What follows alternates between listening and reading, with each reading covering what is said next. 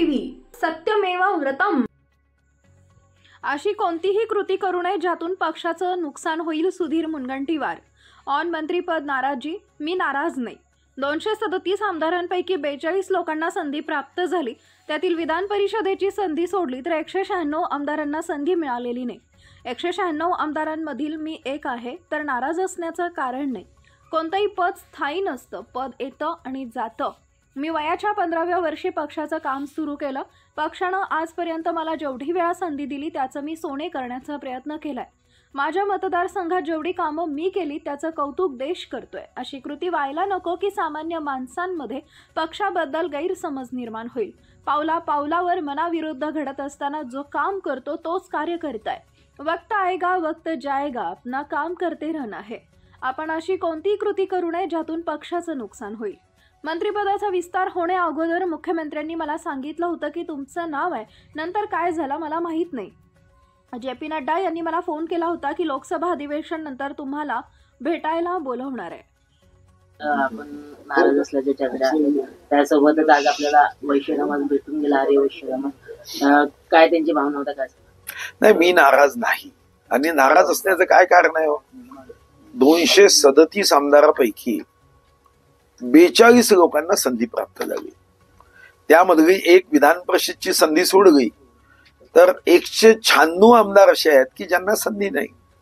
मग 196 आमदारांच्या मधला मी एक जर असेल तर नाराज असण्याचं काय कारण आहे? आणि शेवटी कोणतंही पद हे स्थायी कधीच नसतं।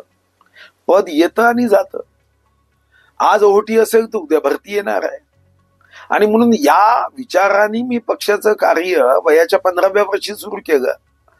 माझे वडील, मी त्या अशा कुटुंबातला आहे की मी तर खरं तर राजकारणातच आलो नसतो जर आणीबाणी लागली नसती। आणीबाणीमध्ये माझे वडील MBBS डॉक्टर, तेव्हा संघ स्वयंसेवक म्हणून त्यांना मिसा बंदी मध्ये एक देशासाठी काम करतात म्हणून जावं लागलं आणि माझा रस्ता बदलला। अन्यथा मी राजकारणातच नसतो। आणि राजकारणात आलो तर पक्षाने मग इतकेदा संधी दिली, त्या संधीचं सोनं करण्याचा प्रयत्न मी नेहमी केला। माझ्या मतदारसंघामध्ये, माझ्या जिल्ह्यामध्ये जेवढी कामं मी केली त्याचं कौतुक देश करतोय। आज अयोध्येमध्ये प्रभू रामाचं मंदिर कधी मी स्वतः कारसेवेला गेलो होतो, माझ्या समोर तो ढाचा पडताना मी पाहिला। पण आज निश्चितपणे मला आनंद आहे की प्रभू रामाच्या मंदिराचा प्रत्येक दरवाजा मी माझ्या मतदारसंघाच्या टिकवून केला, याचा आनंद आहे। मी संसद भवनामधला असणारा प्रत्येक दरवाजा, खासदार कुठचाही असू द्या, पण त्याला जावं मात्र माझ्या मतदारसंघाच्या दरवाजातून लागतं। हे सौभाग्य नाही का? छत्रपती शिवाजी महाराज हे तर आपल्या देशाचेच नव्हे तर जगातल्या शिवभक्ताचे आराध्य आहे। मी अफजल खानाच्या कबरीचं अतिक्रमण हटवू शकलो। मी 11,975 कोटीचा रेव्हेन्यू सरप्लस बजेट देऊ शकलो। मी 2,550 स्क्वेअर किलोमीटरनी ग्रीन कव्हर वाढवू शकलो। 104 स्क्वेअर किलोमीटरनी मँग्रोव्ह वाढवू शकलो। याचा आनंद तर निश्चित आहे ना। त्यामुळे पद गेलं आणि पदावर होतो आणि मी काहीच केलं नाही असं कधीच माझ्या मनामध्ये खंत राहणार नाही।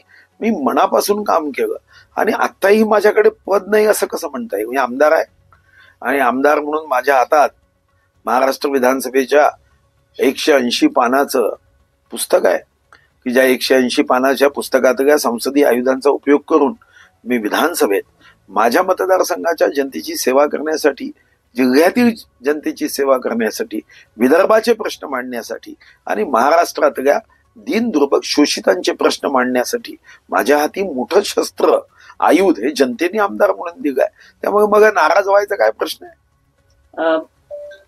चंद्रपुरातले अनेक कार्यकर्ते नागपूरसाठी येण्यास तयार झाले आहेत। आपल्याला मंत्रिपद मिळालं नाही, त्यासाठी काय सांगायला? नाही, असं आहे, प्रत्येकाच्या मनात प्रेम आहे। 1977 पासून मी पक्षाचं काम करतो।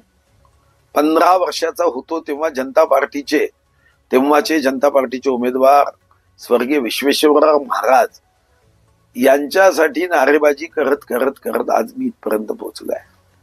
मी प्रदेश अध्यक्ष म्हणून महाराष्ट्राच्या कानाकोपऱ्यात फिरलो।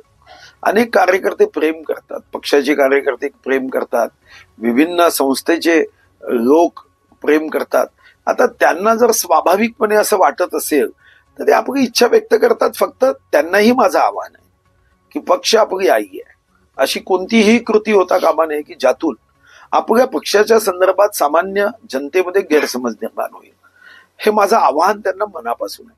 हा, आपलं मत मांडणं हे लोकशाहीमध्ये थांबू शकणार नाही, कारण कोण काय करतो याची माहिती अनेकदा मगन असते. आणि म्हणून मी हा प्रयत्न करतोय पार्टी ऑफिसमध्ये बसून की लोकांना जे लोक भेटायची वेळ मागतात त्यांना मी भेटतोय. कालपासून महाराष्ट्राच्या कानाकोपऱ्यातून शेकडो लोक आलेत, भेटलेत. मी त्यांना एकच गोष्ट सांगितली की सेवा करत राहणं.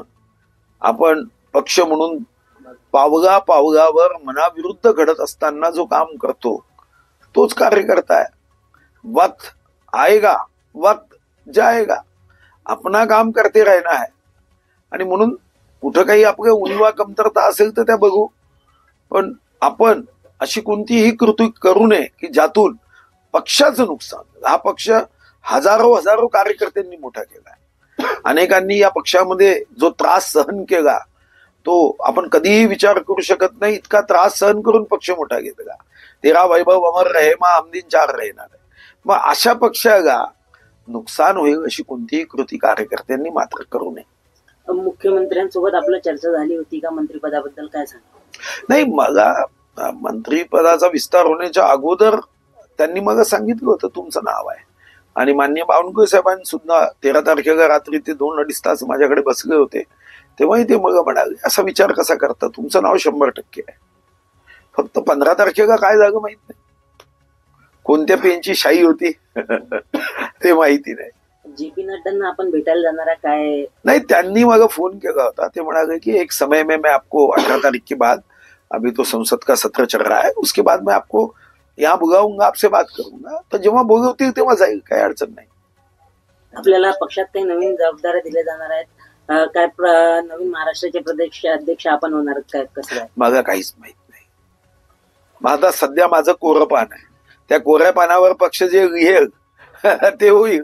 आता तर कोरं पान आहे. जनतेने एक पान आमदार म्हणून बघा दिलं, आता दुसरं पान संघटनेचं किंवा जबाबदारीचं हे तर कोरं आहे.